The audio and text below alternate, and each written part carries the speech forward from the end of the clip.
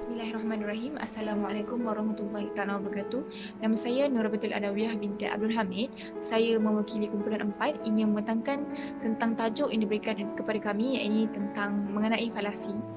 Kami diminta untuk memilih sebuah iklan dan diminta untuk menganalisis falasi yang terdapat di dalam iklan tersebut.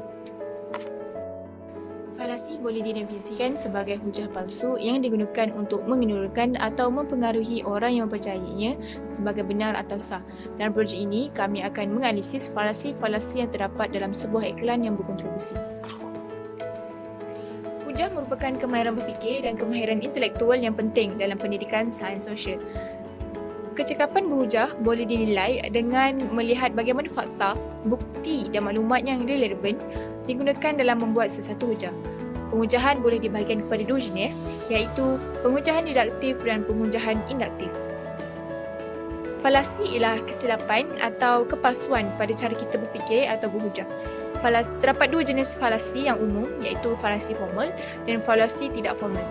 Falasi formal hanya berlaku dalam hujah deduktif dan premis hujah tidak menyokong kesimpulannya.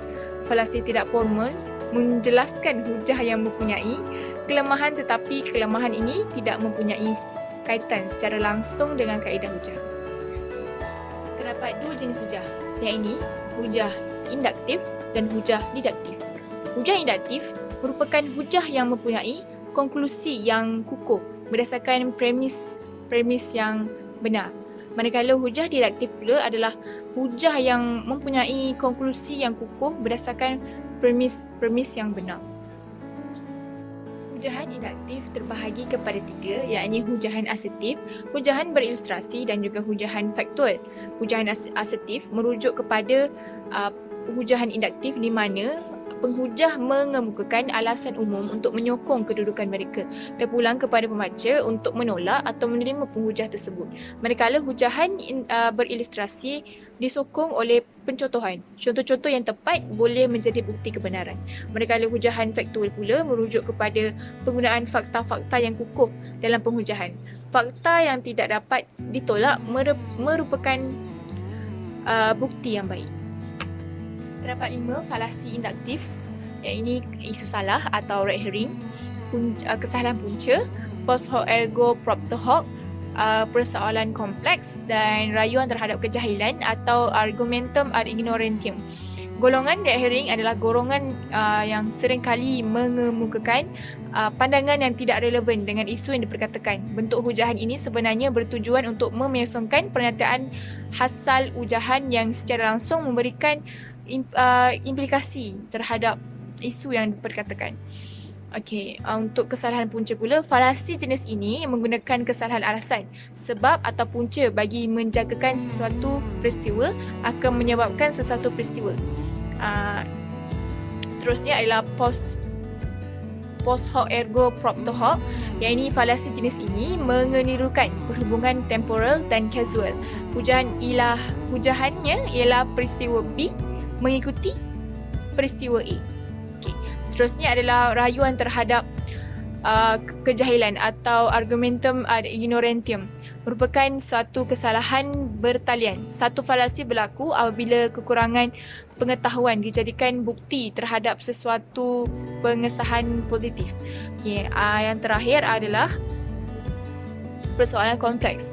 Persoalan ini merujuk kepada kesalahan perkiraan. Keadaan ini berlaku apabila jawapan ya atau tidak diperlukan terhadap persoalan yang mengandungi dua atau lebih bahagian yang perlu dijawab berasingan. Okay, analisis kumpulan kami telah memilih sebuah pengiklanan daripada syarikat Mountain Dew untuk dijadikan bahan kajian kami, iaitu justru kajian ini akan membincangkan dan menganalisis tentang elemen-elemen falasi yang terdapat di dalam iklan syarikat minuman Mountain Dew tersebut. Jadinya falasi yang pertama yang kami dapati adalah falasi post non sequitur. Sebagai contohnya, kambing merupakan binatang dan perangai kambing itu tidak serupa dengan perangai manusia. Namun begitu, dalam iklan tersebut, kambing telah melakukan aktiviti yang hanya dilakukan oleh manusia. Sebagai contoh, meminum air berkarbonat, memandu, bercakap, memukul orang dan sebagainya. Okay, falasi yang kedua adalah post hoc ergo propter hoc. Sebagai contohnya, terdapat babak di mana seekor kambing meminum air bikarbonat dan menjadi mabuk serta tidak waras, iaitu dia sendiri tidak dapat mengawal pergerakan fizikalnya dengan baik. Sebagai yang anda tahu, post hoc ergopropter hoc ni, dia peristiwa B mengikuti peristiwa A. Jadinya apabila seorang itu meminum minuman bikarbonat, jadinya dia akan mabuk. Tetapi secara realitinya, apabila kita meminum air bikarbonat, kita tidak akan menjadi mabuk. Okay. Seterusnya adalah falasi hujah berbelit-belit, di mana sebagai contohnya ada satu babak di mana seekor kambing membawa kenderaan melebihi had laju dan telah ditahan oleh seorang pegawai polis. Jadinya kambing tersebut mencuba memberikan pelbagai alasan dan mengatakan bahawa dia tidak mabuk dan cuba melarikan diri apabila pegawai polis itu telah menjumpai bukti lambakan botol minuman Mountain Dew di dalam bonet kereta. Yang keempat adalah falasi generalisasi pantas, di mana pelayan melaporkan kepada balai polis dan pihak polis memudahkan pelayan untuk menunjukkan suspek tersebut. Kita boleh lihat dalam iklan tersebut ada 5 orang suspek dan seekor kambing beratur satu baris melintang dan 5 orang itu adalah orang Afrika Amerika. Yang terakhir adalah falasi red herring atau isu salah. Sebagai contohnya, seekor kambing minum Mountain Dew dan menjadi kuat sehingga dia mampu memukul pelayan dalam restoran tersebut. Ini akan memberikan mesej yang tidak tepat kepada masyarakat, di mana minuman Mountain Dew dapat membolehkan seseorang berdaya untuk memukul orang lain serta dapat melarikan diri daripada kesalahan yang dilakukan.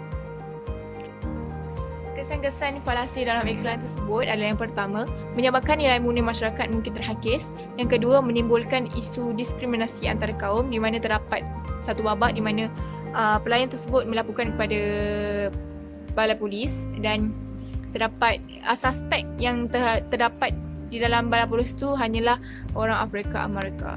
Yang ketiga ialah menunjukkan perbuatan yang melanggar undang-undang. Yang keempat ialah menunjukkan keganasan, terutamanya kepada golongan lemah seperti kanak-kanak dan wanita.